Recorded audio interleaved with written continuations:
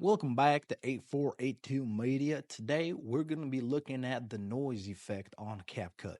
So, initially, what you're going to want to do is go up to Effects, Video Effects, scroll down to TV, and then you'll be able to find the noise effect.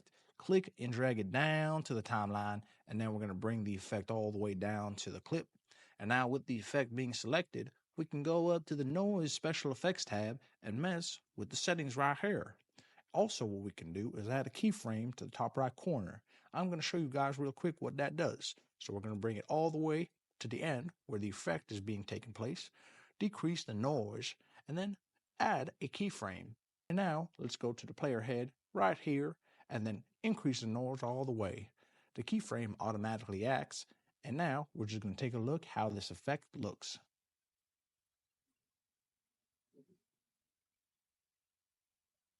There you have the noise effect. Guys, if this was helpful in any way, please leave a like down below. If you have any questions, comment down below. Thank you guys for watching and have a great day.